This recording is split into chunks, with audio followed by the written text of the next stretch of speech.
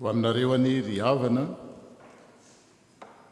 ny fahasoavana Jesosy Kristy tompo sy ny fitiavan'Andriamanitra ray ary ny firaisana amin'ny fanahy masina ho anareo izay manaraka izao fotoam-pivavahan'izao fanompo-pivavahan'izao amin'ny alalan'ny hainao aman-jery ho anareo izay manatrika eto ho tanteraka tokoa anie izany fahasoavana avy amin'ilay tompo izay mpiandry tsara izy raha teo no fahamarinantsika izay ny lohahevitra ny tompo ilay mpiandry tsara no fahamarinantsika. Que la grâce du Seigneur Jésus-Christ, l'amour de Dieu le Père et la communion du Saint-Esprit soient avec vous tous, que ce soit en présentiel ou par le biais du YouTube, ou ceux ou celles qui vont réécouter, parce que nous savons que vous êtes nombreux, de plus en plus nombreux, à les suivre, que cette paix du Seigneur soit effective dans la vie de chacun, de chacune. Iaraka mamaky ny salamo ary tsika ny salamo lay tompo lay mpiandry tsara salamo 3:20 ary eo aorianan'izay dia iventinira voalahatra isika. Ny tompo no mpiandry ahy, tsy misy zava-mahory ahy, mampandry ahy amin'ny ay maitso izy, mitondra ahy eo amoron-drano fialan-tsasatra izy, mamelombelona ny fanahiko izy, mitarika amin'ny lalan'ny fahamarinana noho ny anarana izy. Eny dia mandeha mamakivaky ny lohasaliky ny fahafatesana zao dia tsy atahotra ny loza satria ianao no miaraka amiko. Ny tsorakazonao sy ny teninao ireo ny mahafatahotra ahy. Mamelatra latabatra eo anoloko eo mason'ny fahavaloko ianao, manositra dilo ino ny lohako ianao, ikapokako dia feno dia feno. Eny tokoa fahasoavana sy famindrapo no anaraka ahy amin'ny andro rehetra iainako. Dia hitoetra eo amin'ny tranon'ny tompo aho amin'ny andro rehetra. Amen.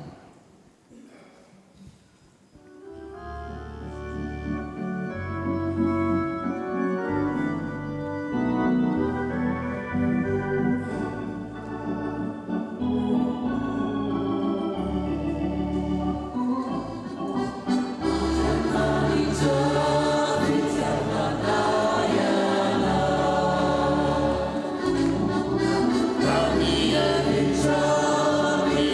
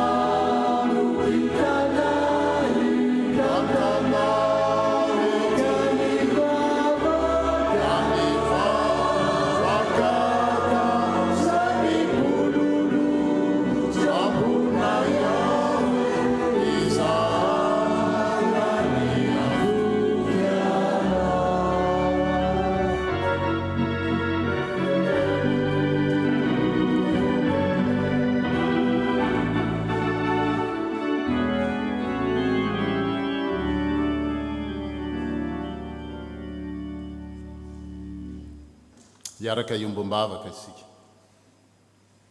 eny ry Andriamanitra fitiavanao faly tokoa izay tonga eto amin'ity toerany ity indray izay amorinao ny zanakao malalanao ireo sarobidy aminao tahaka ny anak'Andriamaso ary arovanao amin'ny loza maro isan-karazany menao tombonandro pahavelomana ary raha marary izay tsaboinao raha reraka pahirezinao ary raha faly izay dia tsy avelanao ireare misaotra satria mitsimbona ny fiainanay amin'ny lafiny rehetra ianao ary tsy misy toanao tsy mana-tsahala ianao manana fijery mirindra fijery mitombona ary tsy manana hevitra heverana anay afa-tsy hevitra tonga fiadanana fa tsy loza misaotra anao izay no ny amin'izany fitiavana lehibe izay voavy nyvetesina teo izany misaotra anao izay no ny amin'ny fahamarinanao araka loha hevitra ny tompo ilay mpiandry tsara no fahamarinanay misaotra anao izay no ny amin'ny fampanantenana marobe izay soratanao voarakitra ao amin'ny soratra masina izay natao anay izy ireny tsy no atao ho an'ny olona efa maty fa ho anay izay velona ankehitr'io mandalo fotoana sarotra toy izao ny fampanantenana famombanay isan'andro isa-tsegondra amin'ny toerana rehetra ianao koa ampiraiso ao anatin'ny fitiavanao izay ao amin'ny fiderananao ary meo anay tompony mahity izay tianao tia izay rehetra tianao ary manantena izay rehetra ampanantenainao amin'izao vanim-potoana miovaova tsy fantatra hoe makaiza nefa mahatoky izay fao amin'ny Kristy Jesosy dia tsy misy maharombaka anay ao ampelantanany ao amin'ny Kristy Jesosy dia tsy misy mahasaraka anay amin'izany fitiavana izany ny lanitra sy ny tany mety ho levina izao rehetra izao no mety mandalo fa ilay fitiavana izay voavy nyvetesinay teo dia maharitra mandrakizay ary azo itokiana ampio tokoa izay arak'izany ira izany ahatoky ianao tompo ary mba tahaka ny Davida mpanao salamo izay afaka hiteny hoe raha Jehova raha ny tompo no mpiandry anay dia tsy anany zava-mahaory izay ho tanteraka aminay tokoa ny zany tompo ary izany ny manosika anay hidera sy hankalazanao hatramin'izao kao mandrakizay amen. Pour les francophones, vous savez qu'il y a la traduction par le biais du Zoom. Oui, grâce soit rendue au Seigneur pour son amour et sa vérité, pour sa promesse, et qu'il nous unisse dans un même amour et dans une même louange. Iantsika ny teny manambara ny sitrapon'Andriamanitra. Arak'izany lohahevitra izany izao no mpiandry tsara hoe Jesosy ny mpiandry tsara manolotra ny ainy amonjy ny ondry koa hoy ny tompo dia mihaino ny feoko ary izao mahalala azy ary izy manaraka ary izao manome azy fiainana mandrakizay. Comme vous voyez sur l'écran, la volonté de Dieu qui nous dit, qui nous rappelle qu'il est le bon berger. Je suis le bon berger, dit-il. Le bon berger donne sa vie pour ses brebis. Et ces brebis, mes brebis, dit le Seigneur, écoutent ma voix. Et je les connais de manière personnelle. Elles viennent à ma suite et moi, je leur donne la vie éternelle. Quelle sollicitude!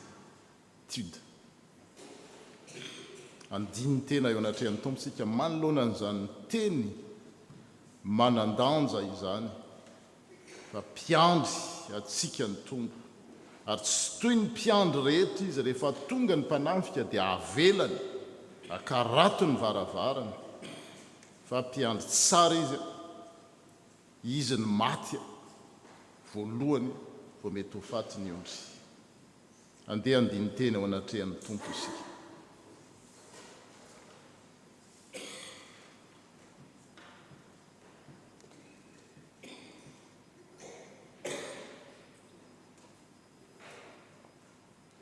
tompo izao tokoa ianao no mpiandry tsara ary fantatro ny ondriko, fantatro ny ahy sady fantany aho.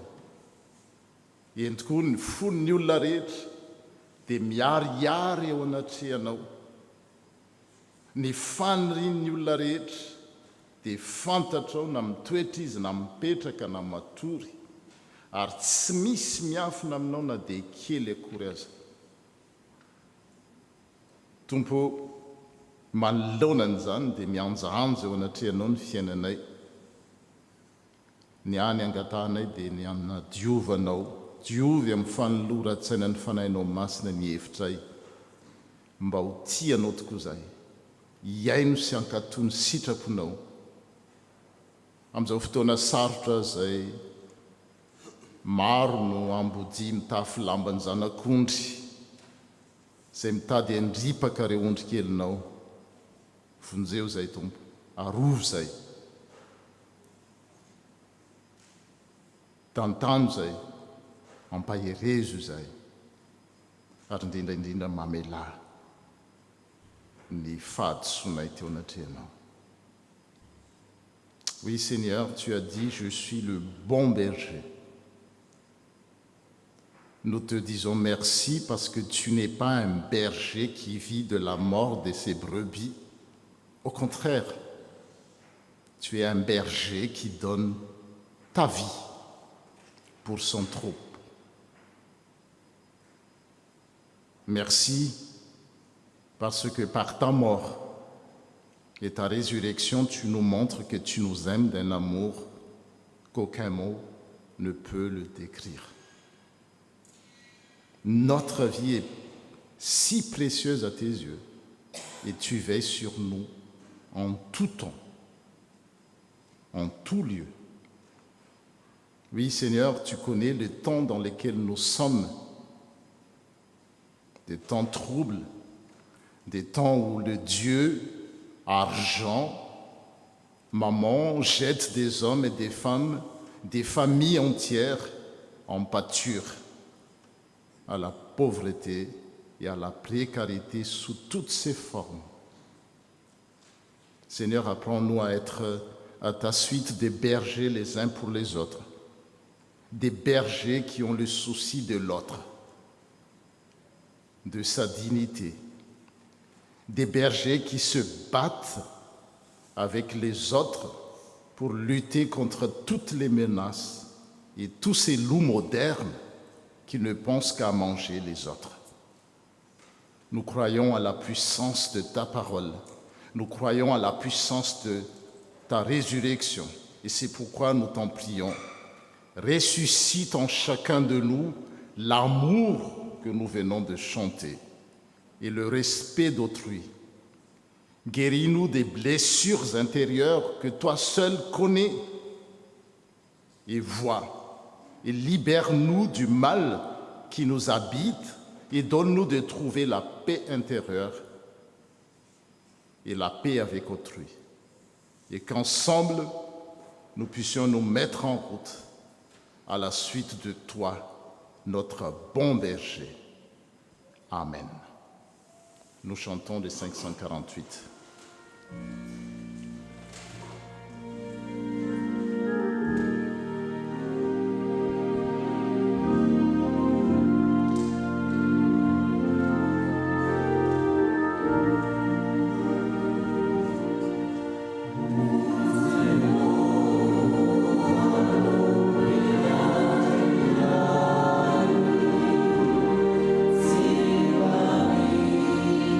See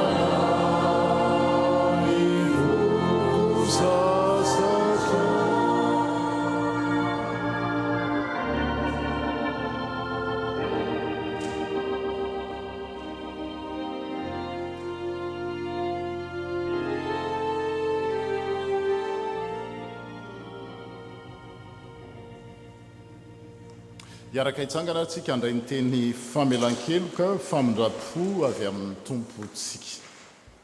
Izao no iandry ny ondriko ny tompo ary izao no ampandry azy. Ny very ho tadiaviko, ny voaroka ampodiako, ny folaka ho amarako, ny malemy ho atanjahako. Ainsi parle le Seigneur. Je serai le berger de mon troupeau. Je le mettrai à l'abri. J'irai chercher la brebis qui s'est égarée, qui s'est perdue. Je ramènerai celle qui s'est écartée, et je penserai celle qui s'est blessée. Je rendrai des forces à celle qui est malade. Que tous ceux qui se répandent dans la foi reçoivent en Jésus-Christ l'assurance de leur pardon.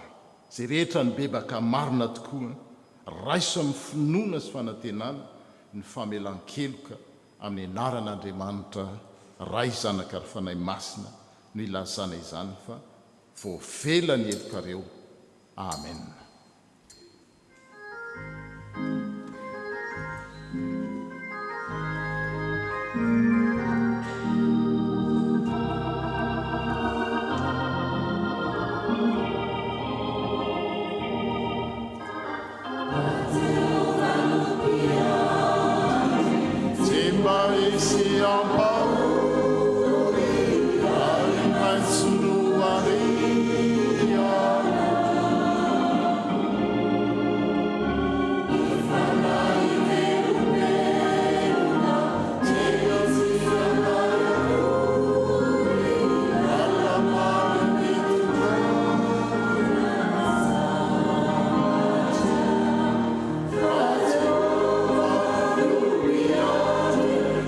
Gloria,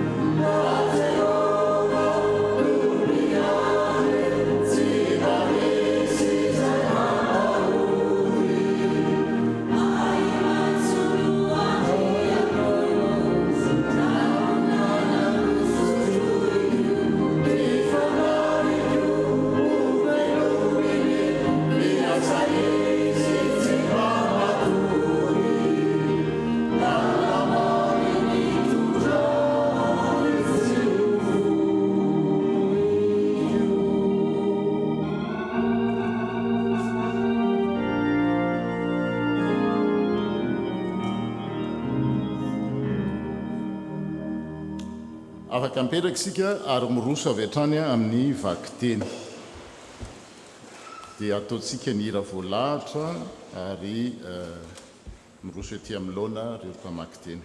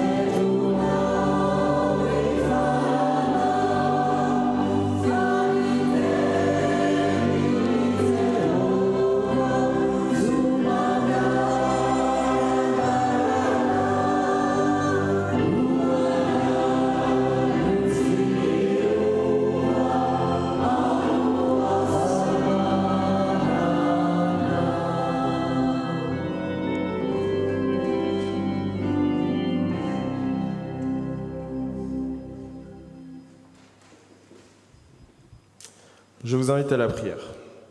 Merci Seigneur pour ce temps de lecture.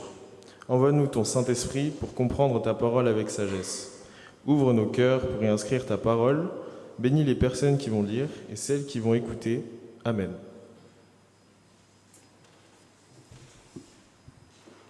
Nous commençons la lecture dans Jérémie chapitre 23 du verset 1 à 6. Jérémie chapitre 23 du verset 1 à 6. Au nom de Jésus. Malheur aux bergers qui détruisent et dispersent le troupeau dont je suis le berger, déclare l'Éternel. C'est pourquoi, voici ce que dit l'Éternel, le Dieu d'Israël, sur les bergers chargés de prendre soin de mon peuple. Puisque vous avez dispersé mes brebis, que vous les avez chassées, et n'êtes pas intervenus à leur faveur, je vais intervenir contre vous à cause de la méchanceté de vos agissements, déclare l'Éternel. Je rassemblerai moi-même le reste de mes brebis de tous les pays où je les ai chassées. Je les ramènerai dans leur domaine. Elles se reproduiront et deviendront nombreuses. Je placerai à leur tête des bergers qui prendront soin d'elles. Elles ne connaîtront plus la peur, elles ne seront plus effrayées, et plus aucune d'elles ne sera mon compte, déclare l'Éternel. Voici que les jours viennent, déclare l'Éternel, où je donnerai à David un germe juste.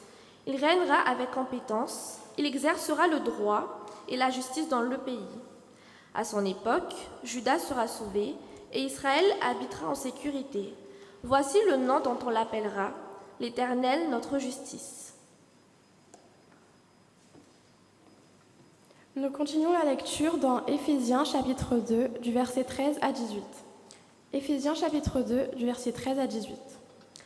Mais maintenant, en Jésus-Christ, vous qui autrefois étiez loin, vous êtes devenus proches par le sang de Christ. En effet, il est notre paix, lui qui des deux groupes n'en a fait qu'un et qui a renversé le mur qui les séparait, la haine. Par sa mort, il a rendu sans effet la loi avec ses commandements et leurs règles, afin de créer en lui-même un seul homme nouveau à partir des deux, établissant ainsi la paix. Il a voulu les réconcilier l'un et l'autre avec Dieu en les réunissant dans un seul corps, au moyen de la croix, en détruisant par elle la haine. Il est venu annoncer la paix à vous qui étiez loin et à ceux qui étaient près. À travers lui, en effet, nous avons les uns et les autres accès auprès du Père par le même esprit.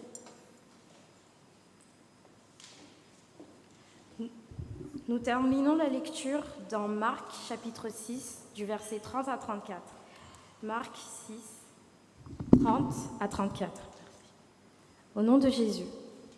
Les apôtres se réunissent auprès de Jésus. Ils lui racontent tout ce qu'ils ont fait et ce qu'ils ont enseigné.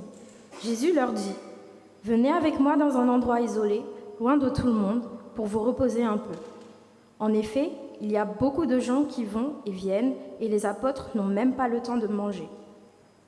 Ils partent dans une barque, seuls, pour aller dans un endroit isolé. Mais les gens les voient partir et beaucoup les reconnaissent. Alors, ils viennent en courant de toutes les villes et ils arrivent avant Jésus et ses disciples. Quand Jésus descend de la barque, il voit une grande foule. Son cœur est plein de pitié. En effet, les gens sont comme des moutons sans berger et ils se mettent à leur enseigner beaucoup de choses. Amen.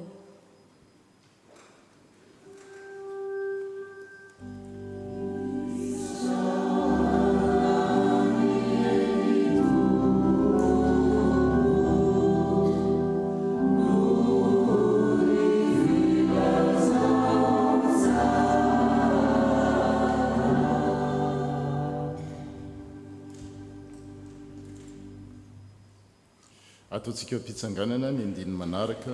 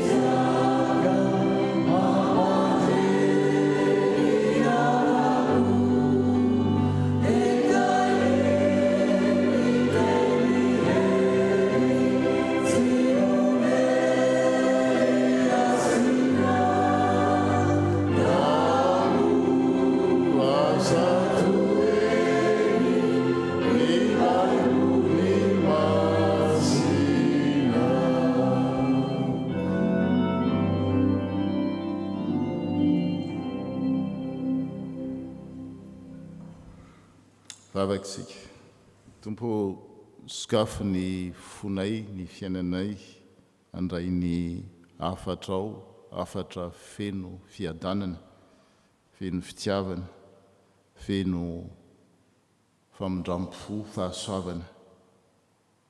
Ary zany afatra zany dia tianao iainanay ary tianay koa zaraina amin'ireo zay mbola tsy manana izany. Ouvre-nous à ton message de paix, Seigneur, ton message d'amour et de compassion qui se trouve dans les Saintes Écritures, et aide-nous à le vivre et à témoigner tous les jours de notre vie. Amen. Afaka mipetraka isika.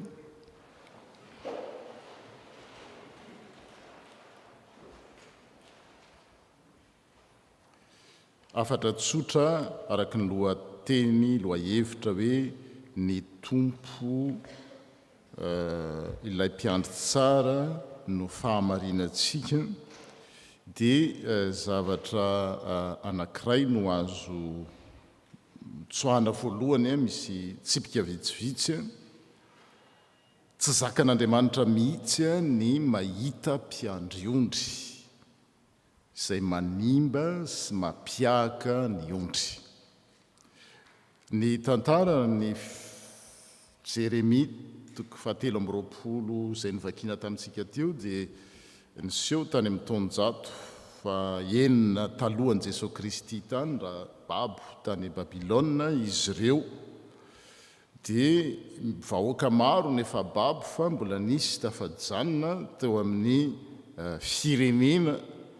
Fa saingy izao ireo mpitondra, ary rehefa miresaka hoe mpiandry-ondry tao amin'ny soratra masina, indrindraindrindra tao amin'ny testamenta taloha, dia ireo mpanjaka aloha voalohany indrindra no voalaza amin'izany. Rehefa miresaka hoe mpiandry-ondry dia ny mpanjaka, rehefa miresaka hoe ondry dia le vahoaka izay hoentina zany.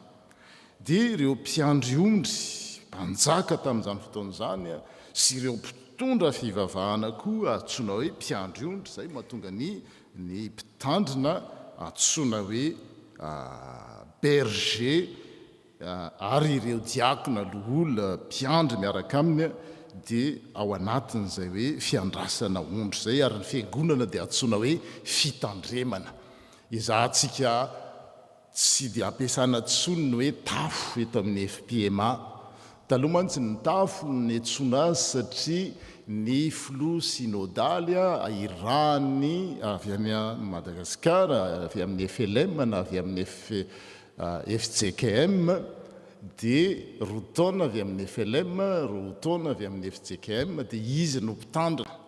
Dia le FPMA Mantolo no fitandremana, fa ireo le mpitandrina izay irana any amin'ireny antsoina taloha hoe tafo, ohatra hoe ex-Marseille tafo, Nice tafo, Paris tafo, fa le FPMA Mantolo ny fitandremana. No ny fiovana fandrosoan'ny fiangonana satria le natsoina tafo tsirairay ireny efa fiangonana tsy hoe mahaleotena fa azo lazaina hoe mahaleotena fa mivondrona kosa ho synode. zay zany ny fpma ka fitandremana le izy ny fpma x marseille zao dia fitandremana anankiray misy mpitandranao dia misy ondry zay no atao hoe fitandremana zay ary ny tena mpiandry ondry dia andriamanitra zany izy andriamanitra no maniraka nyreny mpitandriny reny ary miara-miasa mpitandrina ny diakona ny loolona ny mpiandry sy tsika rehetra ireo zay no tsara ho fantatra zany ka teo amin'ny tantara ny-jato taona talohan'i Jesosy Kristy dia efa mananotanina ny loza efa miatra mihitsy azy loza miatra fa tsy loza mananotanina intsony efa babo ny zanak'Israely fa le mpitondra na mpitondra fivavahana io zany na mpitondra ny firenena dia tena tsy mivakiloha mihitsy tamin'ny fiainan'le vahoaka le ondry nefa nanirahan'Andriamanitra azy dia nikarakara ny reny dia tena zay nanao zay daniny kibony izy ary ny fivavahan-diso azy nampidiriny teo amin'ny firenena dia manoloana n'izany zavatra zany ary zay ny tsipika voalohany dia hoe tsy zakan'Andriamanitra mihitsy zany tsy zakan'Andriamanitra mihitsy raha misy mpitondra na fivavahana izy na mpitondra firenena izy na mpitondra ankonana satria dada sinen'ireo koa dia mpitondra napetrak'Andriamanitra eo na izoky ka manimba sy mampiahaka ny ondry raha nanaraka ny vakiteny Jeremia 7:20 teo nareo dia ny andininy voalohany dia zao ny teny nampitondran'Andriamanitra mpaminany Jeremia lozan'ireo mpiandry ondry zay manimba sy mampiahaka ny ondry tena hoe loza mihitsy zany no miandry loza manambana no ataon'Andriamanitra hoe tsy hafa mainareo na mpitondra io zany misy mpitondra mihaino an'izao dia tsy zany miteny azy na mpitondra eto à la France izy na any amin'ny tany rehetra misy any dia zao tena loza manambana ny fanimbana sy fampiahana ny ondrin'Andriamanitra ny vahoakan'Andriamanitra ary tsy vitan'izay any fa raha toizana ny vakiteny dia izao hoe efa nampiahaka ny ondriko sy nandao azy ianareo fa tsy nikarakara azy dia inona no ataony jerijereko fotsiny ve avelako comme si de rien n'était ve hovaliko ianareo zany hoe tsy maintsy misy valiny zany raha ray mpianakaviana tsika na ray mpianakaviana dia manimba ny tokantrano mampiahaka an'ireo zaza taizana na zokytsika na mpitondra fivavahana ninina ndraiky tsika amin'izany fitondrana fivavahana na mpitondra firenena dia miteny Andriamanitra hoe hovaliko nareo raha sanatria latsaka amin'izany fahadisoana izany hovaliany ratsy hovaliany zay ratsy zay natao. Le texte que nous lisons ici en fait vise dans un premier lieu les rois de Jérusalem, les derniers rois de Jérusalem au moment de l'exil à Babylone. Et Dieu, par l'intermédiaire du prophète Jérémie, s'insurge contre ces misérables bergers politiques ou religieux qui laissent périr et se disperser les brebis. Ils ne se sont pas occupés des brebis. C'est ça nous voulons.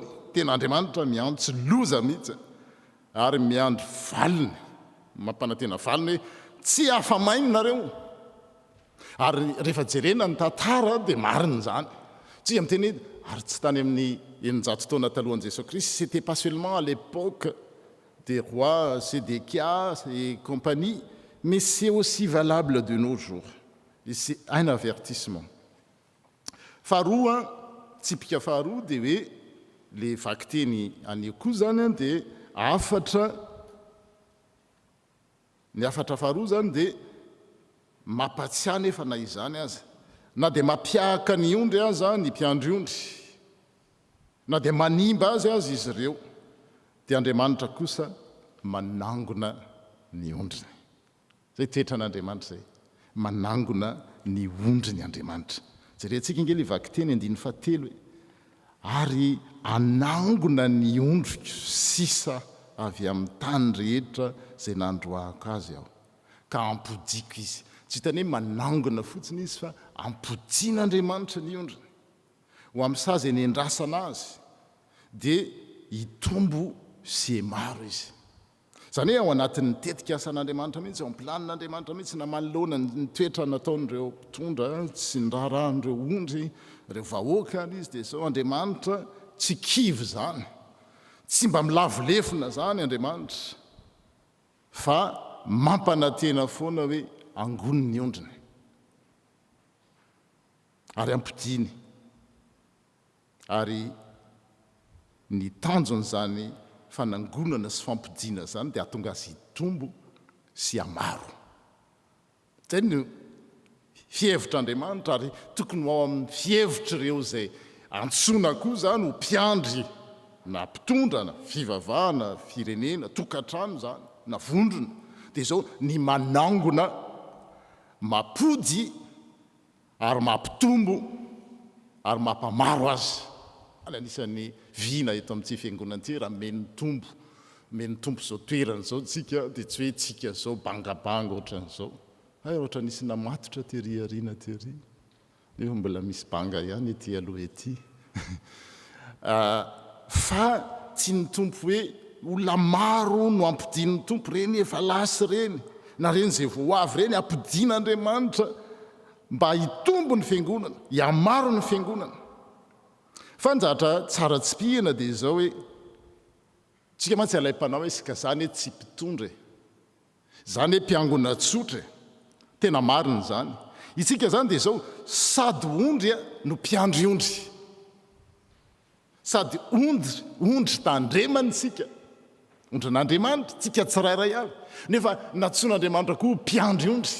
Zay double mission zay, sady mpampahery tsika no ampaherezana. Tsisy mihitsy olona zany dia izy dia eo amin'ilay toeran'ilay hoe ampaherezina foana. Zay mila mitandrina amin'ny fiangonana. Misy olona zany dia tena hoe le ampaherezina foana, dia misy olona indray dia le mpampahery mihitsy, dia izy le tena tsy mba dia migaga ianao hoe tsy zany mihitsy. Andriamanitra ihany tsy mila ampaherezana. On est à la fois brebis et berger. Donc, deuxième message, si je traduis en français, parce que je vois que la traduction ne fonctionne pas. Deuxième message, Dieu rassemble les brebis, il les ramène à leur pâturage. Et voilà une caractéristique majeure de tout berger, de tout pasteur, c'est un rassembleur. Raha ray mpianakaviana ianao, reny mpianakaviana ianao, ka manan-janaka na manana zanaka taizana na manana fianakaviana, dia anatin'ny sainao hoe ahoana no anangonana azy. C'est un rassembleur. Mpitondra sampana ianao na mpitondra tsy haiko zay hoe tsika, na mpitondra fiangonana na mpitondra firenena, dia tsy ao anatin'ny saina mihitsy hoe zarazarao mba hanjakana. Zany ny devoly diabolos diviseur, dia zao zarazarany. Nareo avy any ananina, nareo miteny ohatran'ny any, nareo ohatr'izao ny volokoditrareo ohatran'izao, samy clan, samy avari. Zany politika an'ilay ratsy zany.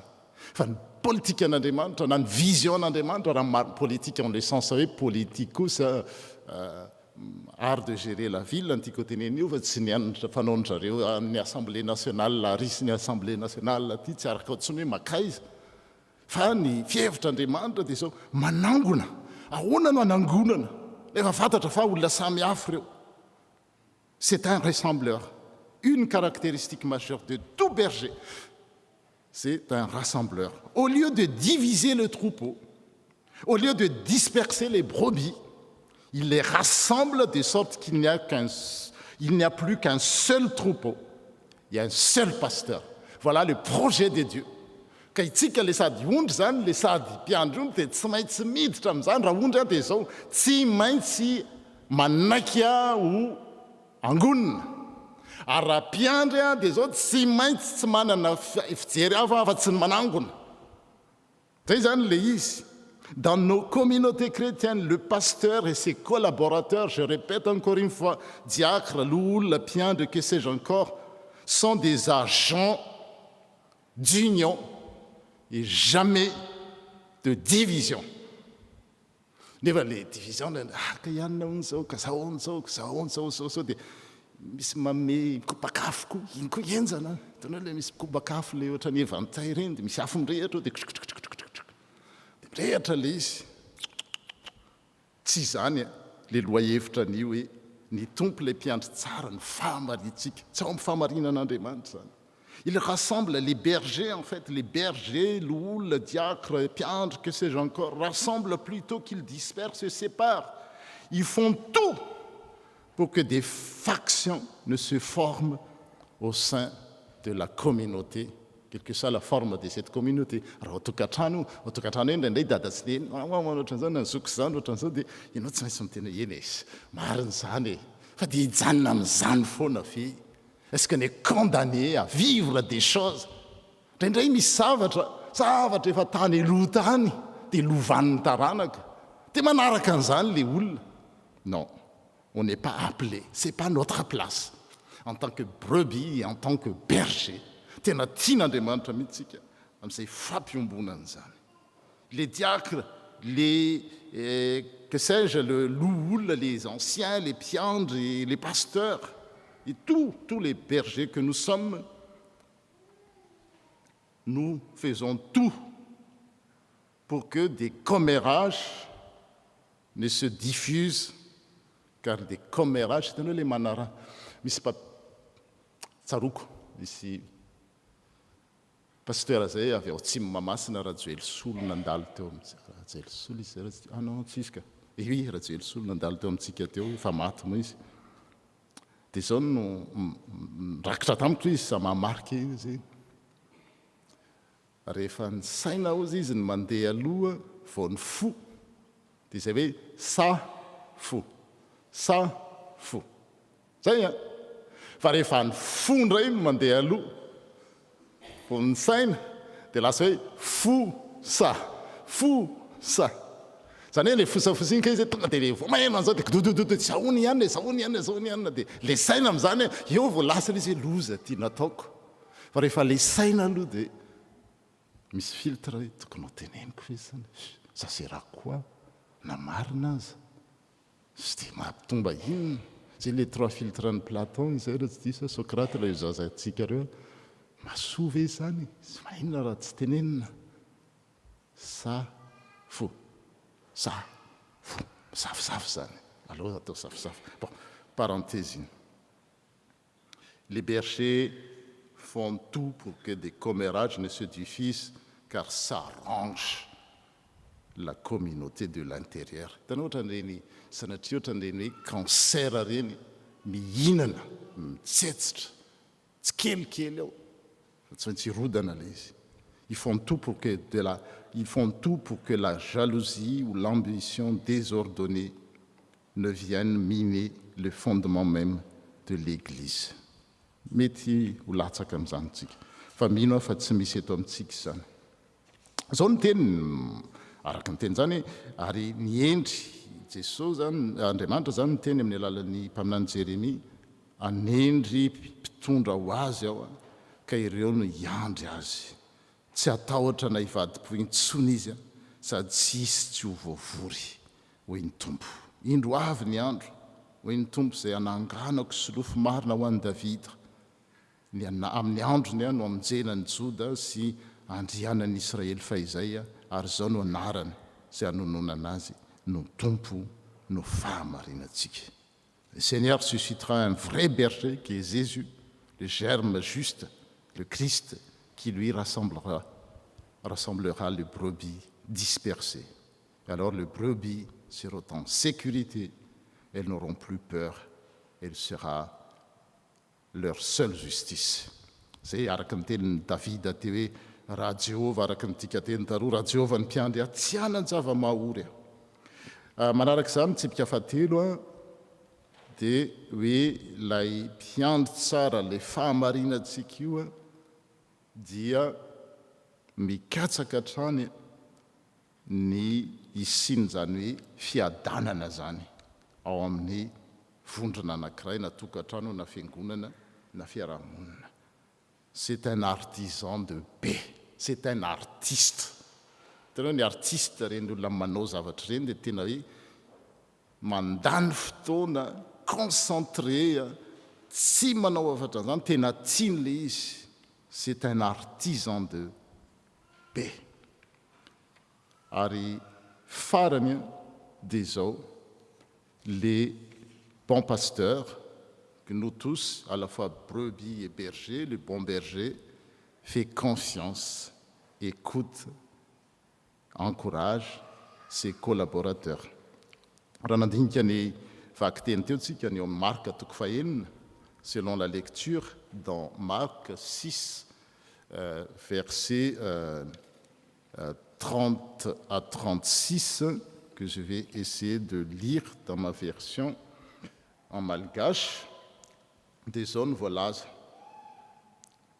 Vory teo akaikin'i Jesosy ny apôstôly ka nilaza nitatitra ny zavatra rehetra izay nataony sy nampianariny. Tamin'ny heriny dia hitantsika fa naniraka ny mpianatra Jesosy nandefa ny tsiroroa dia nomeny afatra tsara hoe aza mitondra kapa, aza mitondra vatsy, ary izay trano idiranareo dia mipetraha ao, izay trano tsy mandray anareo aza vaky loha amin'izany, aza kivy amin'izany, zaza ny lavany, fa mandehanany amin'ny toeran-kafa. Dia lasy izy ireo nomeny fahefana, moka fanahy maloto, anasitrana ny marary, dia rehefa nirano ireo mpianatra ireo, izay ny vaky-tenitsika an'io, dia niverina nakeo amin'i Jesosy ka nanao tatitra. Zay amin'ny fiangonana rehefa misy dia atao na misy zavatra atao dia manao rapport compte rendu, misy tatitra hoe inona ny nataony. Dia ny zavatra atao tatitra dia zavatra natao sy nampianarina. Dia tonga Jesosy andiny faraika amin'ny telopolo, dia hoy Jesosy tamin'ireo mpianatra 12 ireo izay avy nanao mission zany, ireo tonga hanao compte rendu. Avia nareo hitokana any an-tany efitra ka miala sasatra kely. Maro mantsy ny olona mifamezivezy ka tsisy isakafoanany ireo mpianatra eo akory na dia kely aza. Manoloana nyzany tatitra zany zavatra maganga, ary zay no mahafinaritra amin'ny asan'Andriamanitra. Raha maniraka Jesosy dia hoe mandehanareo mitoro ny filazano tsara, fa izy tsy manao hoe tsy maintsy zao no teneninareo ary tsy maintsy zao no ataonareo. Ny zavatra mazava dia hoe aza mananareo, zany hoe aza mitondra vatsy, aza mitondra kapa, fa avy eo misy an'izay fahalalahana zay omen'Andriamanitra amin'ny teny izay ho ampiasana, amin'ny afatra izay ho lazaina, fa tsy hoe efa prédéfini, efa voalaza meloha hoe tsy maintsy rehefa misy fisehoan-javatra ohatrao dia zao no tsy maintsy atao, rehefa misy zavatra ohatran'izao dia zao no tsy maintsy atao. Dia tonga Jesosy rehefa nanao tatitra izy ireo dia tsy niteny mety zany, tsy mety zany na ahoana, fa nihaino tsara. Fa ny zavatra atao anatin'ny sainy kosa dia zao hoe eny ary vita ny asa, avy hitokana any an-tany efitra ka mialasa sasatra kely. Ary zay no tiana ho tsindriana hoe vanim-potoana ny fialan-tsasatra ary tsika rehetra na mpitondra fiangonana na le mpiandry tsara rehetrarehetra reny koa zany dia antsoina mila miala sasatra kely. Ary andre Jesosy mihitsy eto no miteny hoe aleo mitokana kely makany an-tany efitra. Ny jiosy moa ny tany efitra tena toerana fangalana rivotra sady fitokanana mihitsy, dia fialana sasatra kely, satria fantatro ny tompo le asa marobe, tena hoe marobe ny vahoaka mifamezivezy ary tsy nisy fotoana na dia isakafoanana akory ary. Zavatra hita zany rehefa manao ny asan'Andriamanitra, tena manao ny asan'Andriamanitra, dia na dia isakafoanana aza indraindray tsisy akory. Zany hoe mitsinjo ny mpiara-miasa aminy koa les mpiandry tsara, il fait confiance, il écoute leur compte rendu, il encourage ses disciples, ses 12 disciples, et il se soucie de leur bien-être. Zay koa zany ny ray-mpianakaviana, reny-mpianakaviana mba s'occuper hoe mba miala sasatra ve ny olona taritina, mba manana fotoana ve izy mba hisenitony kely. Dia eto ahitana an'izany andin'ny faharoa amin'ny telopolo, dia nandeha atsambo kely izy ireo mba hitokana ny an-tany hevitra. Ary no nahita an'izay nefa vahoaka nandeha ary petsaka no efa nahafantatra hoe andeha hitokana ireny, dia niazakazaka nandeha tongotra avy any amin'ny tanàna ka ireo indray ny tonga taloha. Tia natongavana amin'izany vaky-teny zany dia zao hoe azony Jesosy sy ny mpianany nandeha tongotra, mandeha tongotra aingana kokoa, fa tiany mihitsy reto mpianatra reto mba handeha sambo kely, ohatrany hoe mba manao croisière kely zany mandeha amin'io.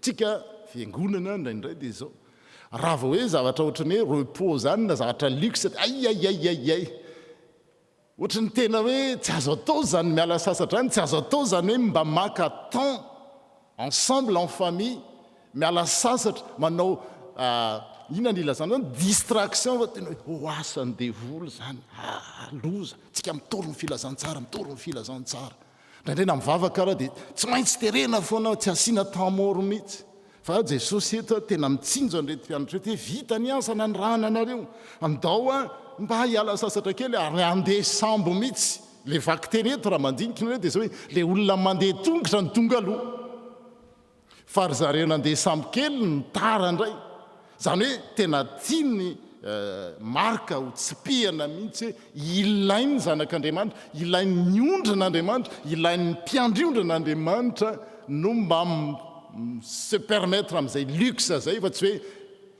adosoana raha vao zay ary zay mila ahitsy eo amin'ny fiangonana dia tena hoe tsy maintsy zao raha vao mba manao zavatra fifaliana ny fiangonana dia ohatrany hoe zava-doza no ahitana azy hoe mifaly ny fiangonana nefa ny tenin'andriamanitra dia zao ilainy fa tsy hoe izay hitantsika nefa rehefa avy eo ny reto ratirape ihany le olona dia tsisy nataony fa na tsy nataony ary le izy farafaratsy ny ao anatin'ny saina hoe tsy zavatra ratsy a ny miala sasatra tsy zavatra ratsy a no mifaly a tsy zavatra ratsy a no mba mise permettre amina luxe ohatran'izao zay tsy mangalatra izy tsy manina izy tsy manao ninina tsisy maharatsy an'izany dia mila manana an'izay ouverture d'esprit zay koa ny mpiandry tsara zay tsy iza fa isika izao na misambo kely dia vita ny tantara zany reo indray ny tonga aloha nefa retsy nandeha sambo kely fa noho ny miala ny sambo kely jesosy dia nahita vahoaka betsaka ka onena azy satria tahaka ny ondry tsy manana mpiandry izy tia manaitra tia teny ity tatsy izy rehefa misy mpiandry ondry tsy miandry ny ondry dia tesitra loza fa eto indray izy rehefa mahita ondry ka tsy misy mpiandry dia malahelo ary le teny lazany eto dia tena hoe malahelo hatrany amin'ny tsinay ny jiosy rehefa miteny émotion dia ny tsinay ny tenenina rehefa miteny izy hoe volonté dia ny cœur ny tenenina rehefa miteny hoe atoloriany fonareo dia tsika indraindray le fo io tsy io fa le fanirianao atoloriany fanirianao ny projet anao rehetrarehetra dia rehefa miresaka tsinay indray izy a dia le fiontanam-po zany les entrailles c'est hoe l'organe du sentiment dia eto jesosy tena hoe hitanao ohatra ndreny hoe mifanapaka amin'ny tsinay ireny dia tena onena izy rehefa tsy misy mpiandry ny ondry ary eo tsika fiangonana eo ny FPMA zay manana tetika asa hoe ananana mpitandrina mpiandry isaky ny fiangonana dia mipaka amin'izao teny izao hoe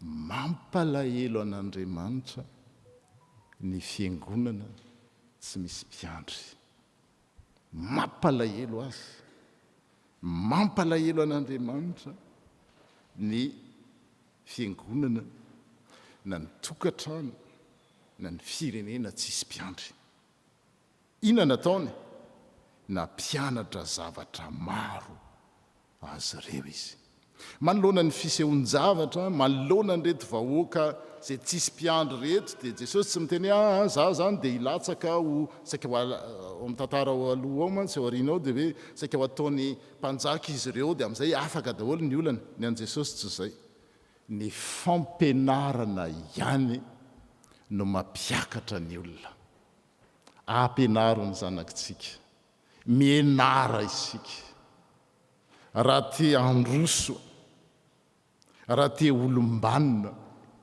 dia ny fampianarana soratra masina mazava azy fa fampianarana ny fiainana rehetrarehetra izay ihany ny mampivoatra ny fiandrasana ny fitandremana ny tokatrano ny fiangonana ny fiarahamonina eto jesosy dia izay no nataony nampianatra zavatra maro azy izy aiza ny toerana omentsika amin'ny fampianarana na amin'ny fianarana tsika ondry ve mianatra tsika mpiandry ondry ve manao lahara-pahamehana amin'izany hoe fianarana zany sa ataotsika ambanin-javatra nefa zay no afatra sy nataony jesosy eto amin'reto manoloana n'le hoe malahelo izy dia malahelo izy dia azony atao tsara nanao zavatra hafa fa nzatra hitany lahara-pamena dia hoe raha tonga nreto vahoaka reto hivoatra androso hitombo dia tsy misy afa-tsy ny fampianarana teo voninahitr'Andriamanitra irery ihany.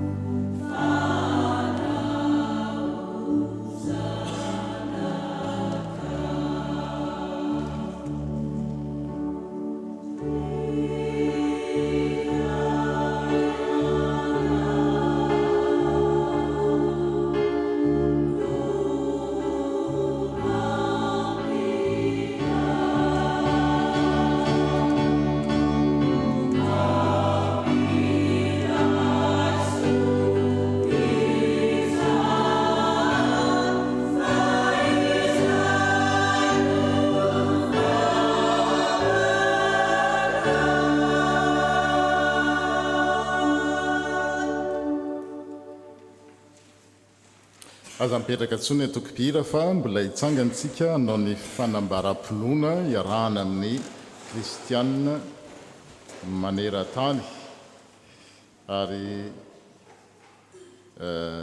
ataontsika eo am-pitsanganana zany. Mino marina tokoa aho fa i Jesosy Kristy no mpiandry tsara fantany ny ondriny ary ny ondriny mahafantatra azy, mahalala ny feony ary manaraka azy. Izy manome azy fiainana mandrakizay ary tsisy harombaka azy eo amin'ny tanany.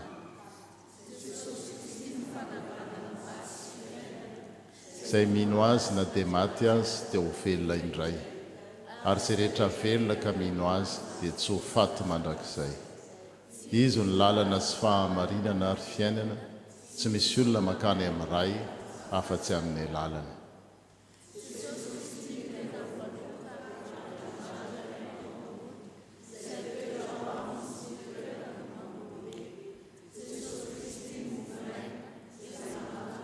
Tsy mba honoana ary izay mino azy tsy mba hangetaeta mandrakizay. Izy ny fahazavana izao tontolo izao, izay manaraka azy tsy mba handeha amin'ny maizina fa hanana fahazavana aina. Izy ny vavahady, raha izy no hidiran'ny olona dia ho vonjena izy ka hiditra sy hivoaka sady azo hohanina. Amen. Petraka isika ary izao dia tonga amin'ny fotoana izay ilazana ny raharaha-piangonana.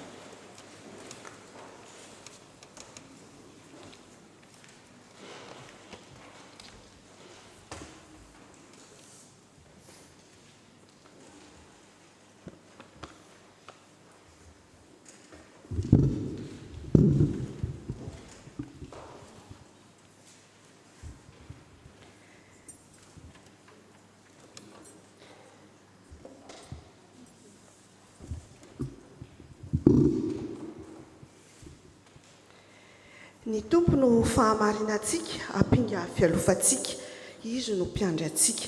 Izany teny izany no entin'ny fitandremana FPMA Aix Marseille miaraba antsika ry havana malala amin'izao alahady fa 20 volana Jolay izao. Faly miarabanao koa izay manaraka n'izao fitaovam-pivavahana izao amin'ny alalan'ny tambazotra YouTube sy Zoom. Fahitana ny tompo ho aminareo.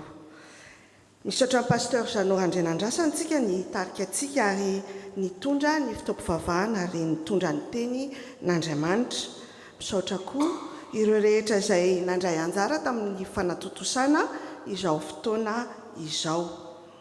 Raha misy voasambany vao tonga eto amin'ny FPMA Aix Marseille dia mangavana azy mba hitsangana ho arabain'ny fiangonana.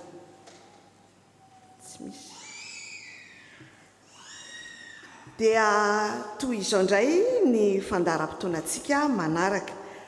Marinina ny ramatofon'ny fiangonana dia tsy eto an-toerana fa namonjy ireo zanantsika nasan'ny lasy any Chaponost. Izy ireo dia miverina androany hariva. Misy koa ireo havantsika izay lasa namonjy ny lasy any Giel ary miverina rapitsona androany hariva koa. Ny mpitandrina dia ho any Avignon any ho hariva hitarika amin'ny fitaovam-pivavahana any satria pasteur Roby dia tsy eto an-toerana. Dia hoentintsika mambavaka ny dian'izy ireo ma ho tsara tafaverina, ho tsara mandroso, tsara miverina. Ny faefatra ny volana août dia andeha any Aix Vialartsika hanao ny culte de l'hospitalité any Aix. Ny fa 7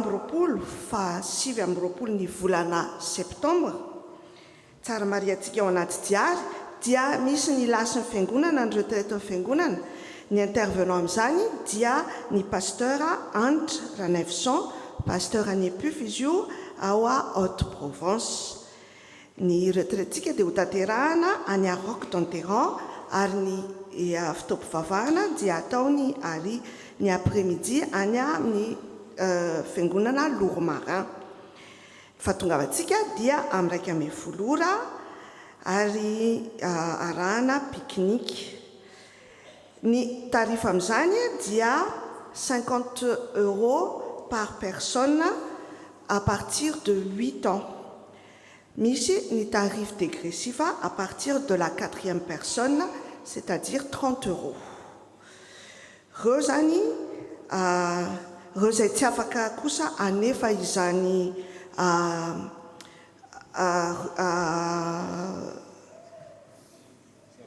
sarandasy zany sarandasy zany dia afaka manantsona ny ray aman-dreny mpitandrina na ny responsable. Aza misalasala ary rehefa manasantsika isoratra anarana amin'izany sady manantona ny responsable etsy aoriana. Ny hetsika fa 17 oktobra tolo-tanana matoky mitsangana miantso anao izy marika toko 10/7/7.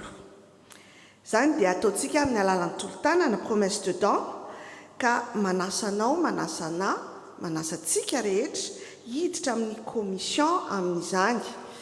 Ary koa anatanteraka izany ny objectif atsika amin'io dia 9 650 € tamin'ny alahady fa 7 ny volana teo, volana jolay tamin'ny voalohan'ny volana zany dia nisy fianakaviana nanolotra 300 €.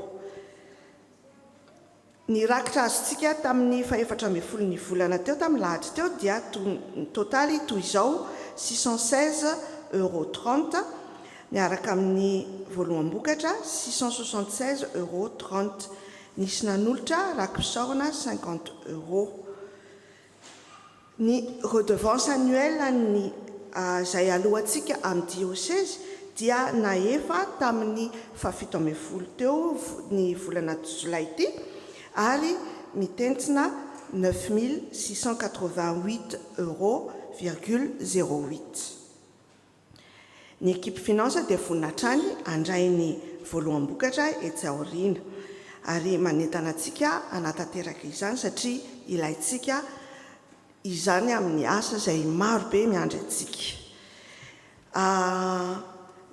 Fanamarinana fotsiny ny afaka mampiasa virement bancaire tsika ary ny carte bleue ahafahantsika manao ny rakitra. Reo zay mila ny riba fiangonana dia afaka manantona ny équipe finance. Afaka ataontsika koa ny rakitra amin'ny alalan'ny chèque na ny espèce tokony toy ny mahazatra. Misy koa ny QR code PayPal zay hitantsika amin'ny YouTube, reo zay manaraka amin'ny YouTube ary eny devant atsika koa misy ny code QR code PayPal raha ohatra ka anefa izantsika amin'ny alalan'ny PayPal.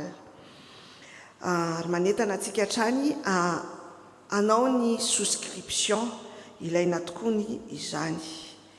Ankalalana ny anaovantsika ny masaka ary ny fanasan-tanana dia toizantsika hatrany. Ny cellule de prière ny hitondrana-mbavaka ny Taty Sabine Arindranto dia mitohy isaky ny alatsinainy, alarobia sy azoma manomboka amin'ny 7 ora sasany ka hatramin'ny 7 ora amin'ny alalan'ny Zoom. Ny fifoazana dia isaky ny asabotsy maraina manomboka amin'ny 7 ora sasany ka hatramin'ny 12 ora ary misy asa sy fampahirezana amin'izany. Ny amafy kosa dia misy fianarana-kira isaky ny asabotsy hariva sy alahady aorian'ny fitaom-pivavahana. Ny fianarana hira feo 4 dia mitohy isaky ny alahady manomboka amin'ny 10 ora. Ny diakona miasa mandritra nyty volana jolay ty dia ny gropy B sy D. Fandiovana fiangonana dia ajaran'ny sampana amafy ny amin'ny asabotsy fa 17 ny volana jolay. Ny boisson fraîche kosa dia anjara ny tily amin'ny alahady fa 20 zao. Filazana manjo. Ny fianakaviana pasteur Jules Kotonanahary sy Miriam ary ny zanaka manjafiny dia namoy anabavy Ninto itopoko vavy Rary Malala Jeannette. Ny fandevenana dia fanotanterahana tany an-tanindrazana ny fa 17 ny volana jolay teo ary ny famangina dia ho tanterahana amin'ny fotoana voatondro. Ny fianakaviana Rabe Manantsoa, Rafarilay Arvony sy Onimamy ary ny zanany sy ny taranaky tompoklahy randrianarivony rakotobe dia namoy rahalahy raitapo dadatoa itopoklahy rambelo tsy takodaza rajaonarivony. Izy io tompoklahy dia ampiangona teto amintsika. Ny fandevenana dia notanterahana omaly asabotsy 20 volana jolay tany an-tanindrazana. Ny famangina ny fianakaviana dia hotanterahana rehefa tafaverina ny fianakaviana. Aoka isika hitsondra mambavaka ireo fianakaviana ireo. Misy daty tsara ho tadidintsika ao anaty diary dia ny faefatra ambin'ny folo ny volana septambra ny hetsika 13 emada, ary izany koa dia anasana anao hiditra ao amin'ny komision mba ho fandrindrana izany, ary ho reserventsika sady izany daty zany amin'ny diarintsika koa. Misy koa etsy aoriana ny urna ho an'ny achat défibrillateur, aoka zany tsy ho adinontsika fa ilayntsika amin'ny maha-ERP atsika. Ny cours ny karaté dia mitohy hatrany isaky ny asabotsy hariva fa amin'ny 5 ora hariva misy miaraka amin'ny tonton Augustin. Ny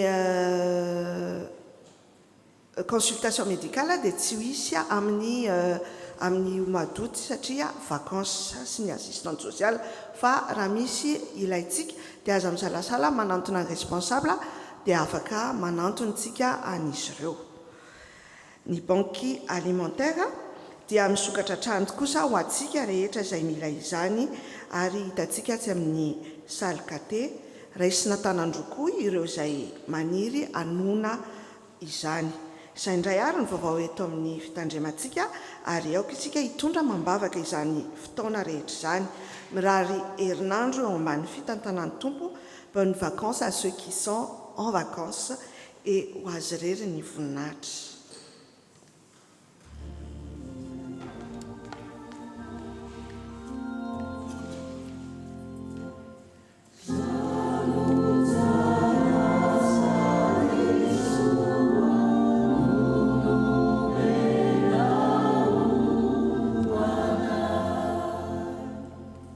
Je vous invite à la prière. Merci Seigneur, car aujourd'hui nous pouvons nous réunir dans ta maison.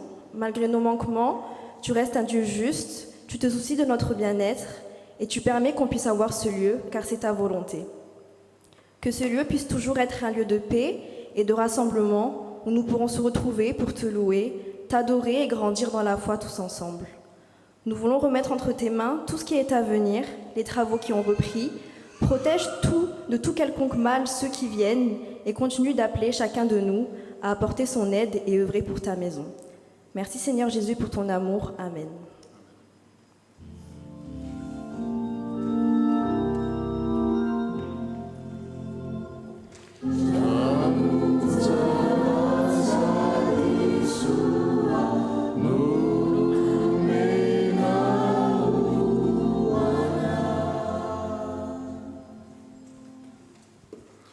Araka ny voalaza teo dia tsy etoatoerana ny filoha Ravelonjanona Kajy mivady fa manaraka nireo skota eto amintsika sady amin'ny mahampiandraikitra aza skota azy ireo koa.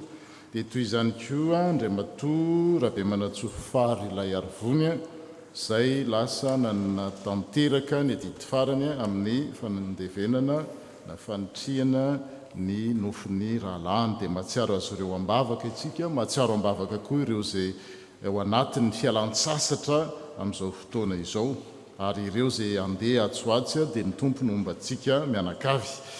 Ny hira nolorantsika ny fanatim-pisaorana dia izay voalahatra.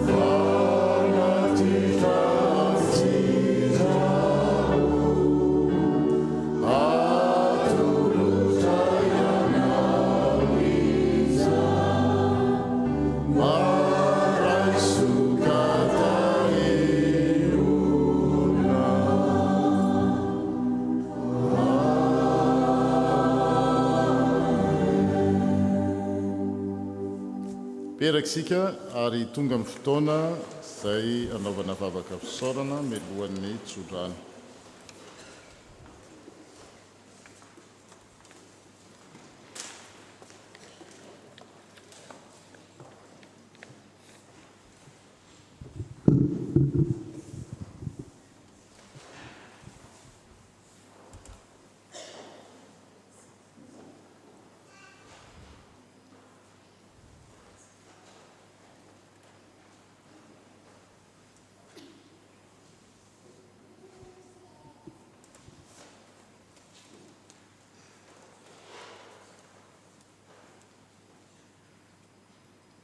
Je vous invite à la prière. Dieu notre berger, nous voulons te remercier pour ce temps où nous avons pu écouter ta parole.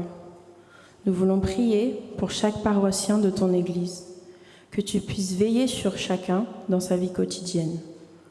Nous remettons entre tes mains les enfants et les jeunes, qu'ils puissent profiter des vacances et donne-leur ton esprit de discernement pour qu'ils trouvent leur voie. Donne ta force à celles et ceux qui travaillent, que malgré la fatigue ou les aléas, ils puissent toujours persévérer. Nous portons aussi en prière nos frères et sœurs malades, que ta main puissante les guérisse. Nous pensons particulièrement à Tati Sabine, sois auprès d'elle et de sa famille. Que les cœurs endeuillés puissent être apaisés par ton soutien.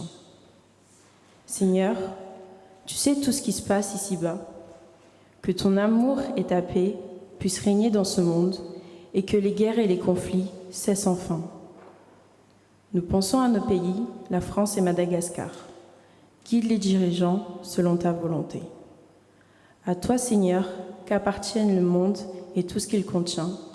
Apprends-nous à nous offrir à toi. Donne-nous un corps confiant en ton accompagnement pour pouvoir donner du temps, de l'argent, de l'énergie au service de ton évangile. Tu nous as révélé que la moisson est grande, mais peu d'ouvriers pour la rassembler, et qu'il faut prier le Père pour qu'il envoie des serviteurs au chantier. Seigneur, envoie-nous des pasteurs selon ton évangile. Soutiens les efforts de chaque assemblée en attendant ton retour glorieux. Et nous terminons cette prière par celle que tu nous as enseignée. Notre Père qui es aux cieux, que ton nom soit sanctifié, que ton règne vienne, que ta volonté soit faite sur la terre comme au ciel. Donne-nous aujourd'hui notre pain de ce jour. Pardonne-nous nos offenses, comme nous pardonnons aussi à ceux qui nous ont offensés. Ne nous soumets pas à la tentation, et délivre-nous du mal, car c'est à toi qu'appartiennent le règne, la puissance et la gloire, au siècle des siècles. Amen.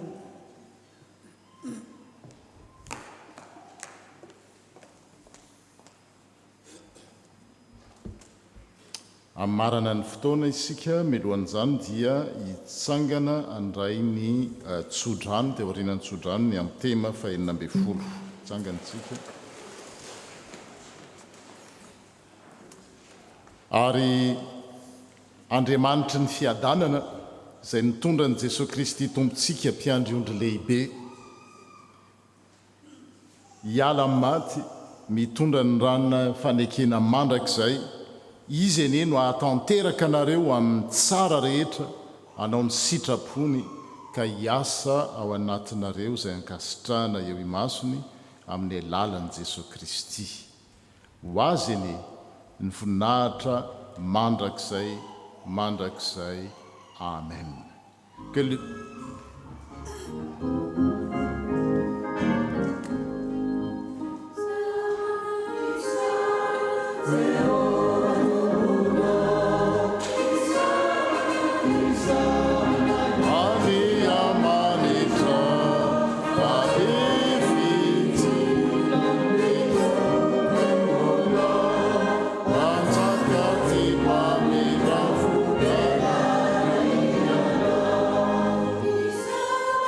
you.